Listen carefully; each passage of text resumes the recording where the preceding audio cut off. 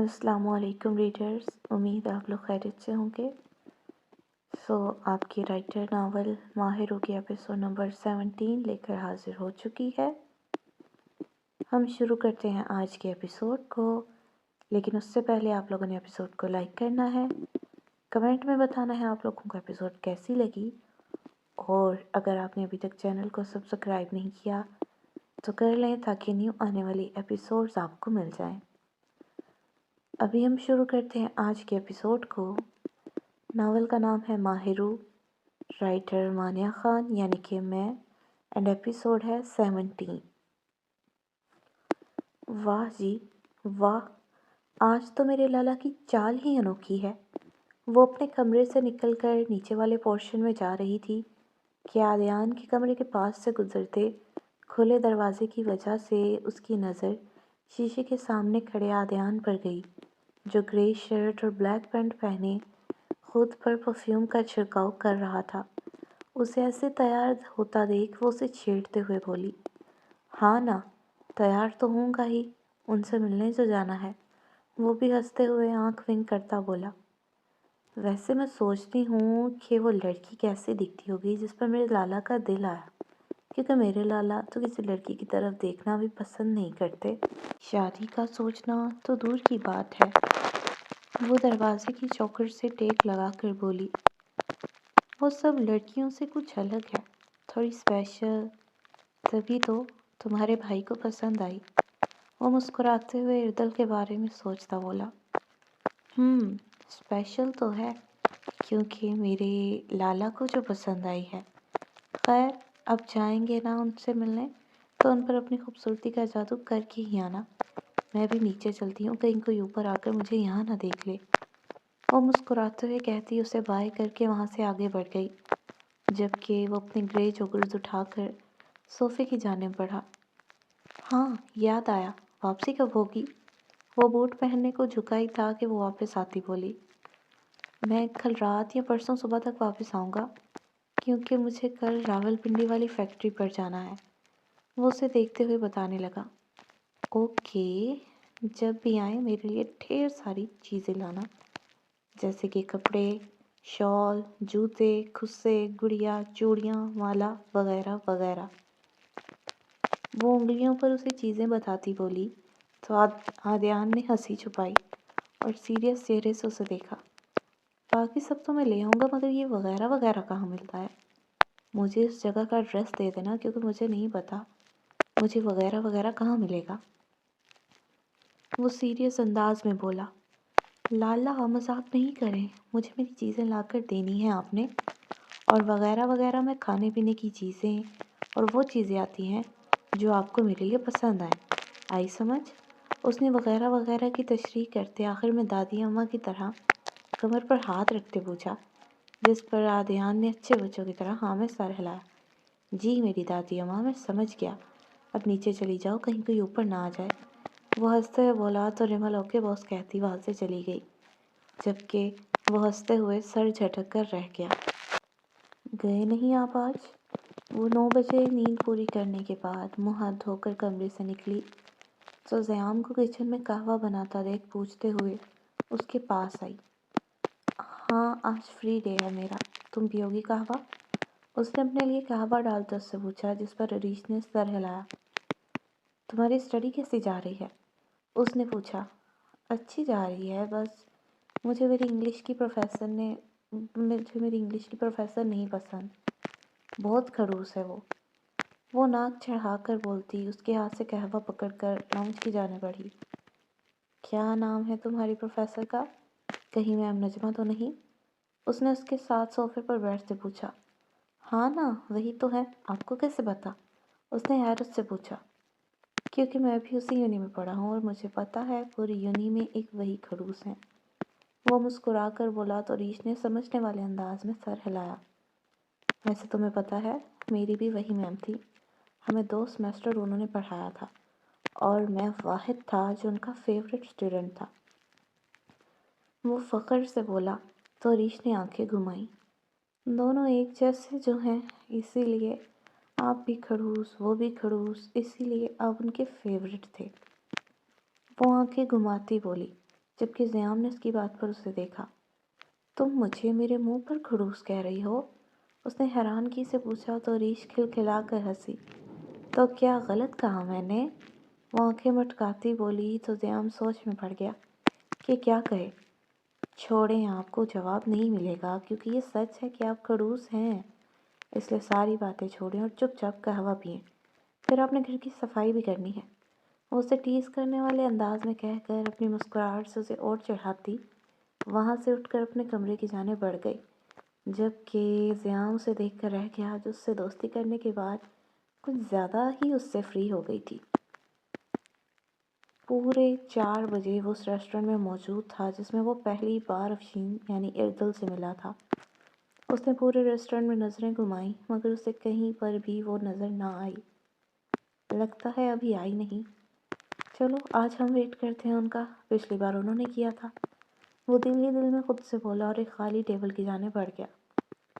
سر، کیا آرڈر کرنا پسند کریں گے؟ اس کے بیٹھنے کے 2 منٹ بعد ویٹر اس کے پاس آتا پوچھنے لگا۔ میں تھوڑی دیر بعد آرڈر کروں گا، ابھی کسی کا ویٹ کر رہا ہوں۔ وہ مسکرا کر بولا تو ویٹر اوکے سر کہتا وہاں سے چلا گیا۔ کچھ دیر انتظار کے بعد آخر ریسٹورنٹ کا دروازہ کھلا تھا اور وہ اندر آئی تھی، جبکہ اسے دیکھ کر عادیان نے اپنی ہنسی چھپائی۔ وہ نیون کلر کی قمیض اور اورنج کلر کی کیپری کے ساتھ یلو دوپٹہ گلے میں ڈالے، بالوں کی ٹیل پونی کیے، سر پر بہت ساری کلپس لگائے، گرین چوکرز اور آج گلابی رنگ کی چمکیلی لپسٹک لگا کر اپنے عجیب و غریب حلیے کے ساتھ وہاں موجود سب لوگوں کی توجہ اپنی جانب کر گئی تھی۔ دیکھا جائے تو افشین صحیح کہتی تھی کہ اردل میں کانفیڈنس بہت زیادہ ہے۔ تبھی تو سب لوگوں کی خود کو عجیب نظروں میں سے دیکھنے پر بھی وہ پورے ایٹیٹیوڈ سے چل کر عادیان تک پہنچی تھی۔ اس کی اس حلیے پر عادیان نے اس بار اسے عجیب نظروں سے نہیں دیکھا تھا، بلکہ اس بار تو اسے دیکھ کر پھر بھی مسکرا رہا تھا، جبکہ اسے ایسے مسکراتا دیکھ اردل کو اپنی پوری تیاری بیکار لگی۔ ہائے مسٹر عادیان، کیسے ہیں آپ؟ وہ ٹانگ پر ٹانگ رکھ کر بیٹھتی بولی۔ آپ سنائیں افشین صاحبہ، آپ کیسی ہیں؟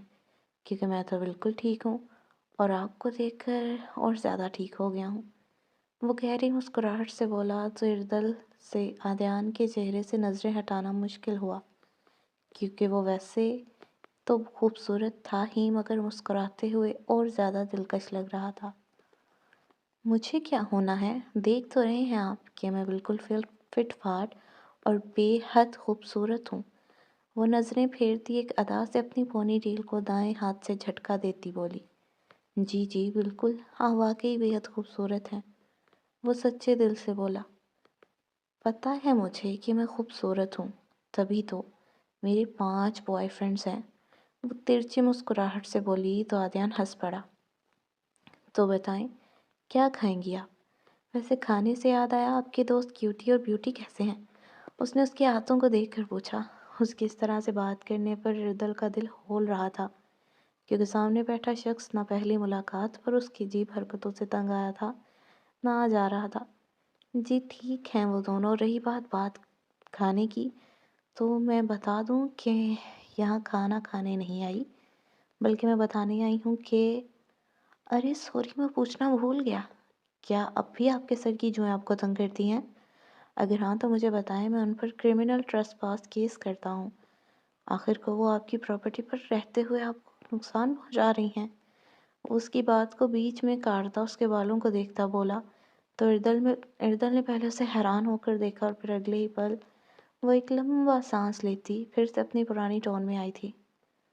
سنیں مسٹر، دوسری بات یہ کہ میں آپ کو بتا دوں میری جوئیں میری مرضی، اس لیے آپ کو کوئی حق نہیں میری جوؤں کے خلاف کوئی کیس کرنے کا، جبکہ مجھے ان کے میرے بالوں میں رہنے سے کوئی مسئلہ نہیں ہے۔ اور پہلی بات کہ میں یہاں آپ کو شادی سے انکار کرنے آئی ہوں، مجھے آپ سے شادی نہیں کرنی، اس لیے بہتر ہے شادی سے انکار کر دیں۔ آفٹر آل میرا کوئی سٹینڈرڈ ہے، اور پھر میں اپنے 5 بوائے فرینڈز کو کیا منہ دکھاؤں گی کہ دیکھو میں نے تم 5 کے ہوتے شادی کر لی، جبکہ مجھے اس کی ضرورت بھی نہیں تھی۔ اس لیے میری بات دھیان سے سنو اور جا کر اپنے گھر والوں سے کہو مجھے افشین سے شادی نہیں کرنی۔ وہ بنا رکے بولتی ہی گئی تھی، جبکہ عادیان کو پہلے ہی پتہ تھا کہ وہ انکار کرنے ہی بلا رہی ہے، تبھی اسے حیرانگی نہیں ہوئی۔ میں تو نہیں کروں گا انکار، کیونکہ مجھے تو آپ سے شادی کرنی ہے، وہ کرسی کی بیک سے ٹیک لگا کر بولتا۔ اردل کو غصہ دلا گیا۔ کیوں کیوں کرنی ہے مجھ سے شادی؟ وہ چڑ کر بولی۔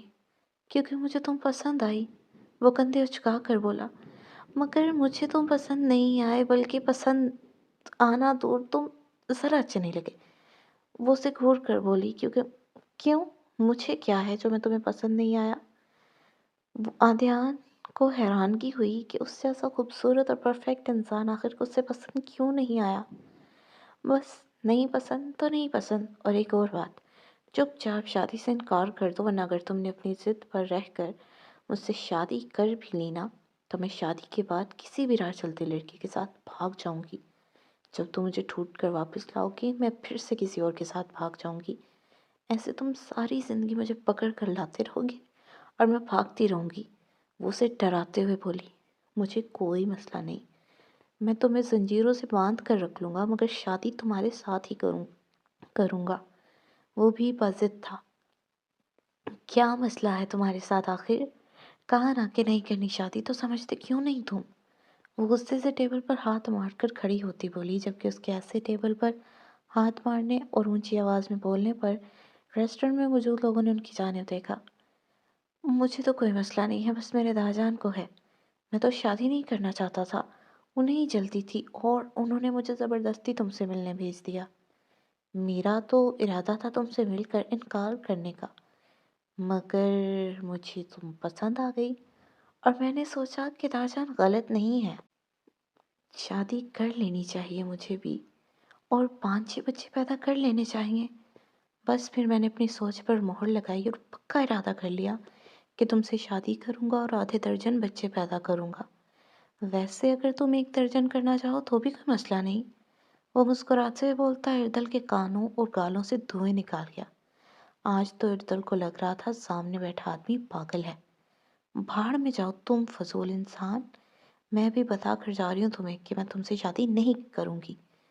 وہ غصے سے آدیان کی باتوں کی وجہ سے شرم سے لال ہوئے گالوں کو بلا کر کہتی پاؤں پٹک کر وہاں سے چلی گئی، جبکہ آدیان پہلے تو اٹھ کر اس کے پیچھے جانے لگا، مگر پھر وہیں بیٹھا رہا، کیونکہ بھی اسے پیچھے جانا صحیح نہ لگا۔ جھلک دکھلا جا ایک بار، آجا آجا آجا آجا۔ وہ جلدی گھر آ گیا تھا، تبھی کمرے کا دروازہ بند کر کے سپیکرز پر فل آواز میں گانا لگائے خود بھی آنکھیں بند کر کے ساتھ ساتھ گانا گاتا اپنی ہی دنیا میں مگن تھا، جب اچانک ہی گانا بند ہوا تھا اور کمرے میں بس ساور کی ہی بے سوری آواز گونجنے لگی، جو پہلے سپیکر کی اونچی آواز میں دبی ہوئی تھی۔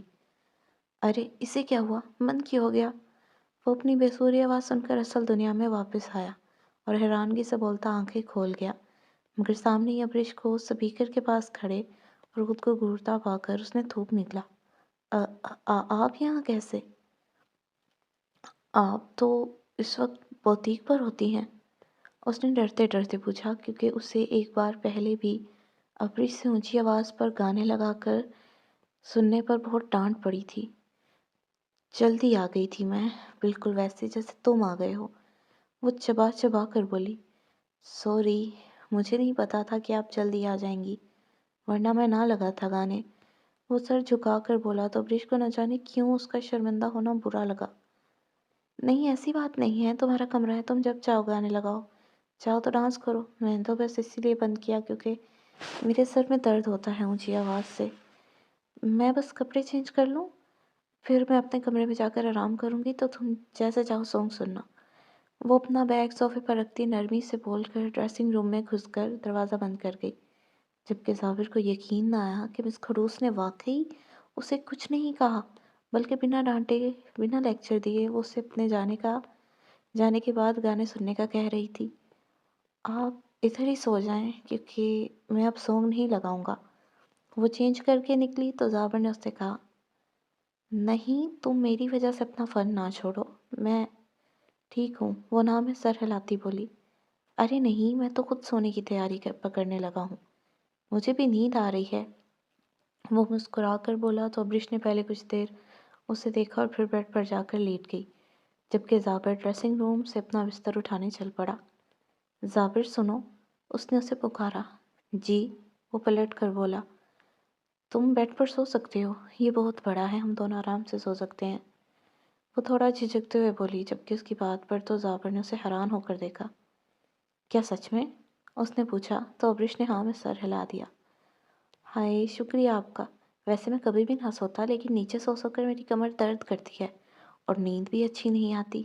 شکریہ آپ کا، اور آپ بے فکر رہیں، میں بالکل بھی اپنی طرف سے آپ کی طرف نہیں آؤں گا۔